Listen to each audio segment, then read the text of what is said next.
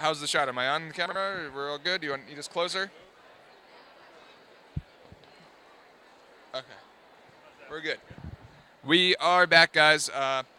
If you didn't see my interview with Beth Still, she ran the Send a Newbie to NECC program, and I'm sitting next to that newbie. Can you please introduce yourself? Tell us about that program, your experience working with Beth, and what's going on at NECC 2009. My name is Richard Byrne, and I'm from Oxford Hills, Maine. Beth put together the project out of the blue from what I could tell.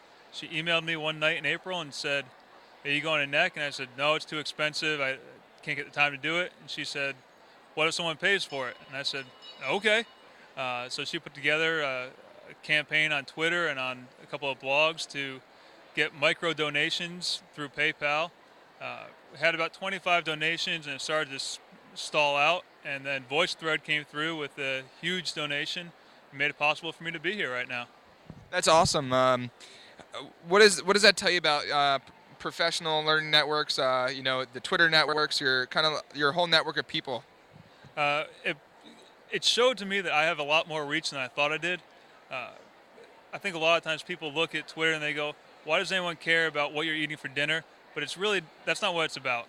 It's about making the connections with people, and those connections really do count. They're just as valuable as the connections you make in person when you're walking around a conference like we are here. In my case, it turned out that it was worth $1,500 to make a lot of connections on Twitter. That's fantastic. So now that you are here, you are now pressured to deliver some cool insights about your time here. You're going to have to be blogging about this and what you did and what you learned. What can you tell the audience now about NECC 2009? What new things have you learned? What new tools have excited you? Let us know. The first thing I went to this morning was a session with the Library of Congress on search and some of the new collections. And that was exciting for me as a social studies teacher to look at what's available.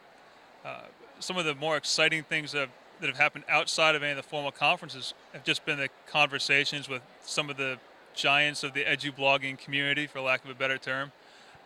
And I've started walking through the poster sessions of some of the student sessions, trying to gather examples of student work. Because I write a lot about technology in the classroom, but I only have one classroom to work in. So I'd like to go around and see how people are actually using technology in the classroom, and that's what I plan to write about when I get back to the hotel tonight and tomorrow and the day after. And I have a lot of material just from one day that will take me weeks to get through. Absolutely. So what kind of great tech gadgets do you like to use in the classroom? What's that thing that you have to have to keep things running smoothly? The one thing that I always default to is actually drop.io, because I can do a lot of things in one place. I can use voice recordings. I can make a voice recording right there. I can have kids collect links, share links. I can have kids post comments. It's kind of like a blog without all the pretty stuff around it.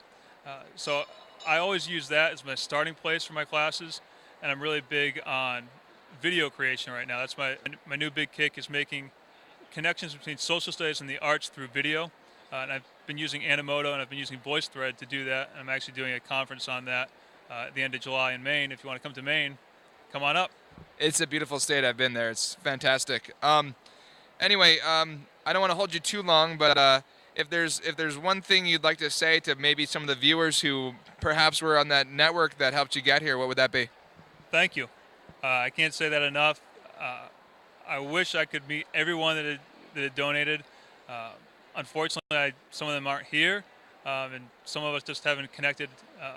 But I'd like to thank all of them. And again, VoiceThread, I know I sound like a commercial right now, but they did pay for about half of the trip, so I have to give a shout out to them. Well, they made it possible, so they owe you some credit, or you owe them some credit. So thank you so much, Richard. I'll be seeing you tonight at the Pound NECC09 tweet up. Yep, I'll be there. All right, guys, thank you so much, and we'll see you around.